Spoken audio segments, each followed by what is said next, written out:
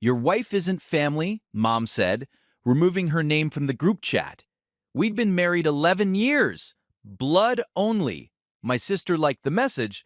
I replied, noted. That night, my wife and I looked at each other and just started laughing. See? What they didn't know. My wife's family owns the vineyard where we were hosting Thanksgiving. I called my mother-in-law. Small favor? When my family showed up on Thanksgiving Day. It was 9:17 p.m. on a Tuesday, and the only light in our kitchen came from the stove clock in my wife's phone screen. The group chat was called Thanksgiving at Liam's, in all caps because my mother liked to pretend enthusiasm was the same thing as gratitude. I watched my wife, Claire, scroll, her thumb moving slow, like she didn't want the next line to exist. Then it did. Mom, your wife isn't family. Removing her from this chat. A second later, the system message popped up. Claire has been removed, and then, like a small, sharp nail tapped into the wood of my ribs, my sister Paige reacted with a thumbs up. Not even words, just approval. A clean little stamp. Claire didn't make a sound, she just stared at the screen like she'd been slapped with something invisible. I sat at the table in my work jeans, still smelling like hay and diesel from the ranch, and felt my throat tighten in that old familiar way. Like my body remembered every time I'd been told to swallow my feelings and call it being mature. My name is Liam. I was 36 then. I owned a small ranch outside town. More dirt under my nails than money in my pocket most years, but it was mine. And in my family, I'd always been the easy one, the one who didn't need much, the one who could handle it. I picked up my phone, opened the chat, and typed exactly what I felt. Me. Noted. That was all. No fight, no paragraphs, no begging them to explain their cruelty as if it was a misunderstanding. I set my phone down and leaned back in my chair. For 3 seconds, the kitchen was silent. For 3 seconds, the kitchen was silent, except for the distant hum of our old fridge. Then Claire looked at me. I looked at her. And something slipped. Not broke, slipped. We started laughing. Not cute laughter. Not this is awkward laughter.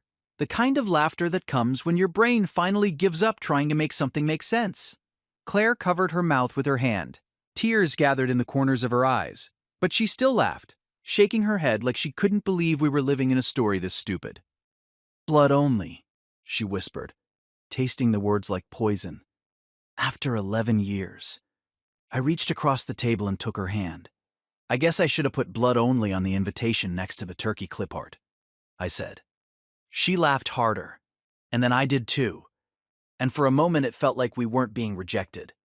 It felt like we were finally seeing the truth. Because here was the thing my family didn't know, because they never bothered to ask anything about Claire that didn't relate to what they could get from her. Claire's family owned the vineyard where we were hosting Thanksgiving. Not we rented it, not we borrowed it, owned. Her mother had built that place from nothing but stubbornness and sunburn and debt. Rows of vines like green veins across the hill, a tasting room that smelled like oak and citrus, an event barn with white string lights and polished concrete floors.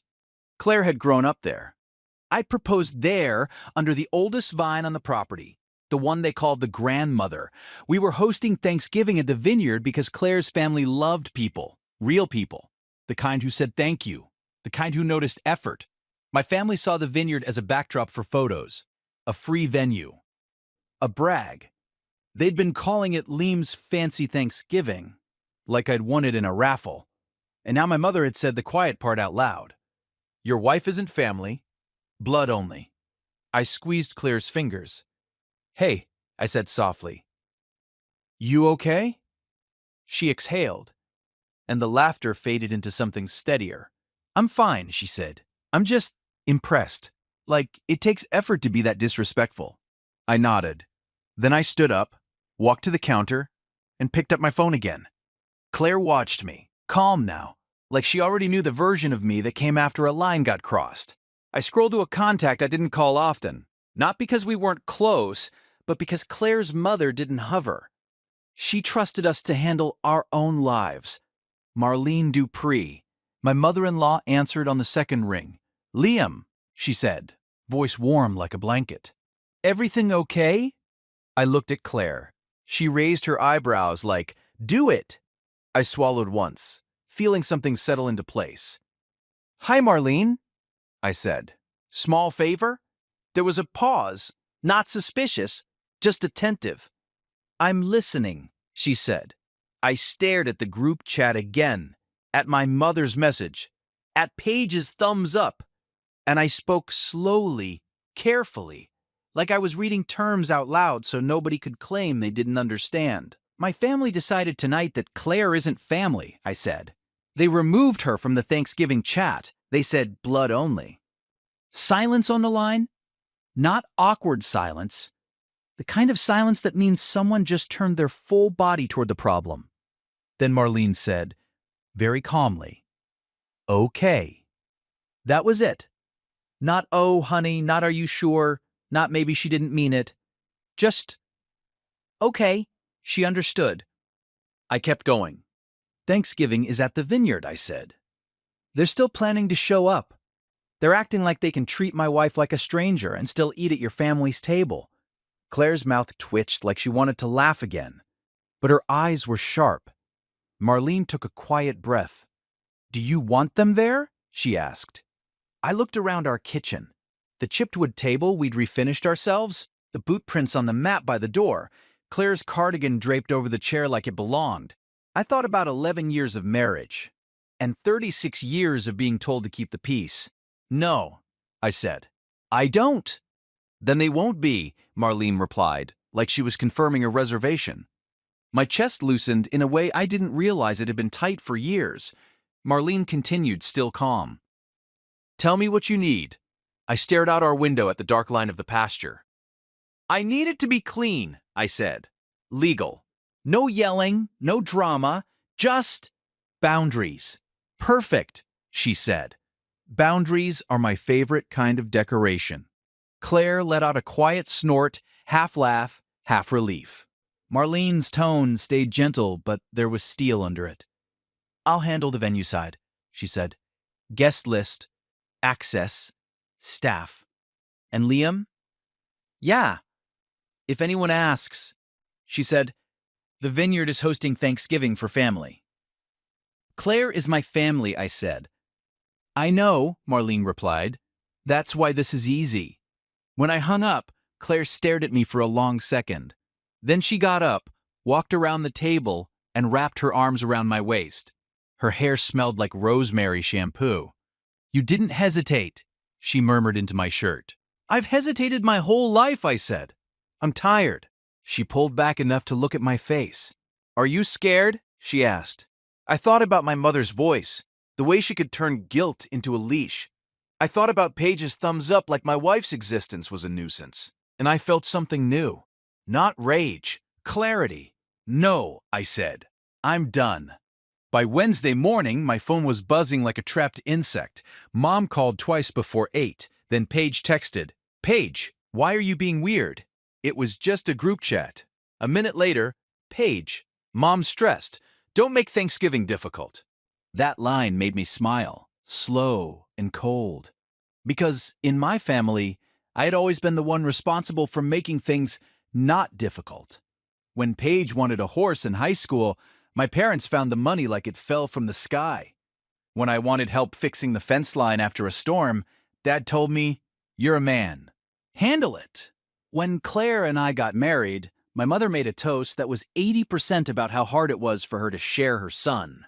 And when we bought the ranch, she asked if we'd thought about how far it is for the family, like my life should be arranged around their convenience. You're independent, Mom used to say with a proud smile. You don't need as much. What she meant was, you won't fight us. This time I didn't answer. Claire and I went to the vineyard that afternoon. The sun was low, turning the vines gold like they'd been brushed with fire. The event barn looked exactly the same as it always did. White beams, long wooden tables, linen runners folded neat. But something about it felt different now, like it belonged to us in a way it hadn't yesterday. Marlene met us near the tasting room, sleeves rolled up, hair pulled back, clipboard in hand like she was about to run a wedding. She hugged Claire first, tight and quiet. Then she hugged me. You good? she asked. I nodded. Better than I thought I'd be. Good, she said, and tapped the clipboard. Here's how this works. She showed us a printed list of names. Clean, typed, black ink. At the top it said, Thanksgiving family list. Below it were names I recognized. Claire's cousins, her aunt, her grandparents, a few close friends from town who'd become part of our orbit over the years. And then, lower down, the names that mattered now. Liam Carter, Claire Carter. That was it from my side. Marlene looked at me. They said blood only, she reminded me, voice neutral. Right, I said. So, she continued, your wife is blood to me, which means you're blood too. Her lips curved slightly. Your mother and sister are not on this property's guest list. That's not personal. That's policy. Claire leaned into my shoulder. I felt her breathe out, long and grateful. Marlene walked us through it like a contract. The front gate would be staffed. Anyone not on the list would be turned away politely. If they argued, staff would repeat one line. This is a private event. You are not on the guest list. If they escalated, security would step in. No one would be touched. No one would be shouted at. Everything would be documented. It was the kind of consequence my family hated most. Not emotional, administrative. Marlene looked at Claire. Sweetheart, she said softly, I'm sorry they tried to shrink you. Claire swallowed, eyes glassy for a second. I'm okay, she said. I just didn't expect it to be that obvious. When people show you who they are, she said, believe them the first time. Then she looked at me again. And Liam? She added, you're not taking their calls, that's good. But you should send one message. I hesitated. Claire squeezed my hand. Marlene's voice stayed steady. One message? Clear. Factual. No debate. So that night, I typed a single text in the family chat they'd tried to use as a weapon. Me. Thanksgiving plans have changed. Please make other arrangements. Mom replied instantly. Mom, excuse me? Paige. What are you talking about? We already told everyone it's at the vineyard. Mom, Liam, do not do this. This is family. I stared at that word on my screen. Family. The word they used like a key, like a debt, like a leash. I didn't answer, because the truth was simple. If Claire wasn't family, then neither was I. Thanksgiving morning came cold and bright. On the ranch, I fed the horses early just to keep my hands busy. The air smelled like frost and feed grain and damp earth. Claire made coffee in a thermos and packed pies we'd baked the night before. We drove to the vineyard in silence, not heavy silence, focused silence, the kind you get before a storm that you didn't cause but you're done running from. When we arrived, the property looked like a postcard, vines stretching out under a pale blue sky. The barn doors open, string lights glowing even in daylight like someone had decided warmth was a choice. Claire's family was already there, laughing, carrying trays, hugging, kids running between tables like little meteors. Her uncle waved at me from across the barn and shouted, "Ranch man!" I waved back, and for a second my chest ached, not from pain, but from the strange realization that I knew what it felt like to be welcomed without conditions. Claire's grandmother kissed my cheek and told me I looked too skinny. I told her the horses were to blame. She patted my arm and said, "Then eat more." It was so normal it almost made me angry all over again, realizing how easy kindness could be. Around noon, the first car pulled up to the gate. I didn't see it from the barn, but I knew the moment it happened, because my phone started buzzing in my pocket like it was afraid. Mom calling. I didn't answer. A minute later, Paige. I didn't answer. Then a text from Mom. Mom, we're at the gate. Tell them to open it. Don't embarrass us. Claire stood next to me, holding a serving spoon like a small weapon. She read the text over my shoulder. Her eyes met mine. And then, because life has a twisted sense of timing, we both smiled. Not happy smiles, knowing smiles. I typed one line back. Me, you're not on the guest list. Claire covered her mouth and let out a quiet laugh. Almost fond. Like of course they'd think embarrassment mattered more than their behavior. Minutes later, another text came through. Mom, this is ridiculous. You're choosing her over your own mother? I stared at that sentence until the letters blurred. 11 years of marriage reduced to her, like Claire was an object, a phase, a hobby. I felt Claire's hands slide into mine. "I'm not choosing," I typed. "I'm respecting your rule. Blood only."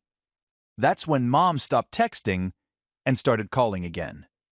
I let it ring.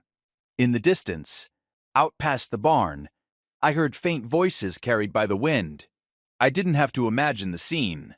I'd lived versions of it my whole life. My mother outraged, my sister backing her up, both of them shocked that the quiet one had a spine. Marlene walked into the barn like she'd just stepped out of an office meeting. She didn't look stressed. She didn't look angry. She looked prepared. "Gate situation?" Claire asked. Marlene nodded once. Handled. "Are they yelling?" I asked. "A little," Marlene said. "But your mother is learning that volume isn't a key." Claire's grandfather leaned in from behind us, hearing enough to piece it together. He didn't ask for gossip. He just said, "If anyone disrespects my granddaughter, they don't eat my food." Then he walked away to carve the turkey like the matter was settled by gravity. 15 minutes later, Paige's name lit my phone again. This time a voicemail. I didn't listen to it. I didn't need her version of reality in my ears. Instead, I stepped outside the barn for air. The sun was higher now, warming the gravel under my boots. I walked far enough that the laughter inside became a soft blur. And then I saw them, through the fence line near the gate. My mother's face red with fury. Paige standing beside her, arms crossed, mouth tight. My father in the background, looking at the ground like he always did when Mom was on a mission. They were arguing with the gate staff, who stood calm and still, repeating one sentence like a prayer. I couldn't hear the words, but I saw my mother's hand gestures. Sharp, entitled. Paige pointed toward the barn like she could force doors open with her finger. Then my mother looked up and saw me. For a second, her face did something strange. It flickered, like she couldn't decide whether to cry or attack. Then she marched closer to the fence. "Liam!" she shouted, loud enough that a few birds lifted off the vines. I didn't move. I didn't hurry. I just walked to the fence line and stopped a few feet away. Close enough to hear, far enough to stay safe. "You are humiliating us," Mom hissed, like the worst crime was being seen without control. "You humiliated Claire," I said. Quiet. She blinked, like she couldn't compute that the conversation included my wife as a person. Paige jumped in. "Oh my God, Liam! It was a group chat. Mom was upset. You're being dramatic." I looked at my sister, my adult sister, who had liked a message that said my wife wasn't family. "You liked it," I said. Paige scoffed.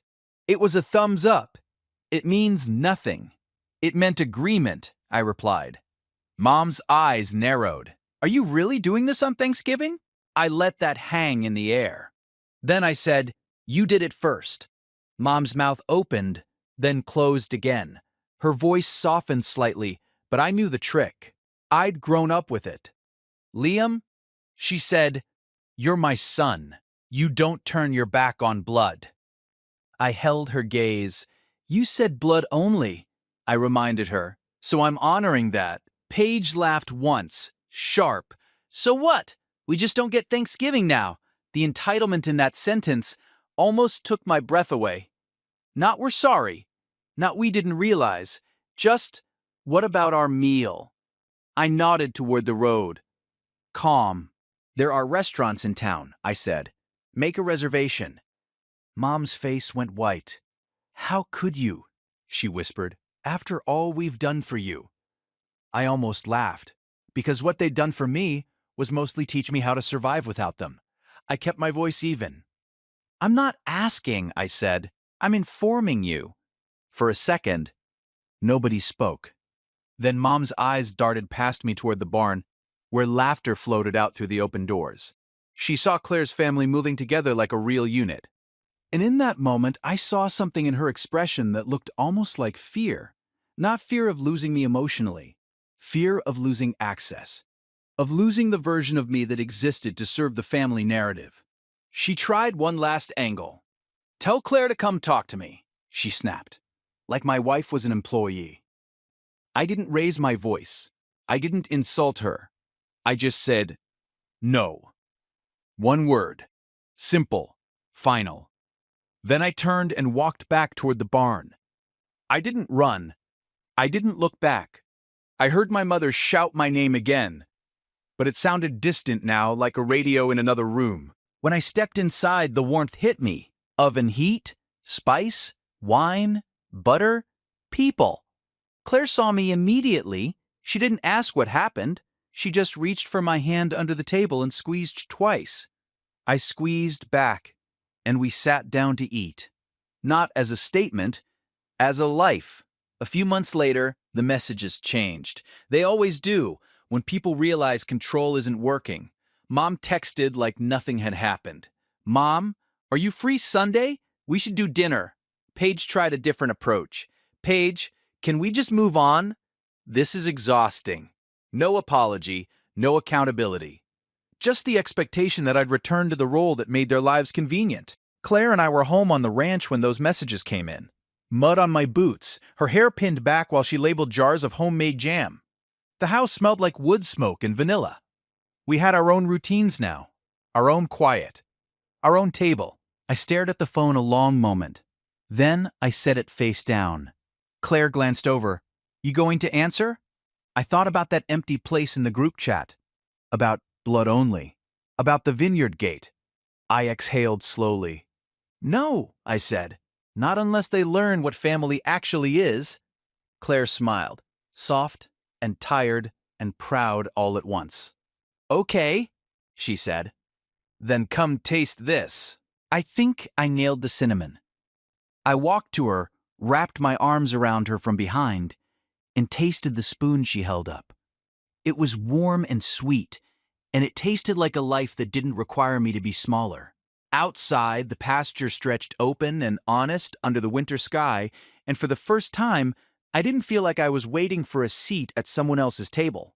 I'd built my own, and this time, the guest list made sense.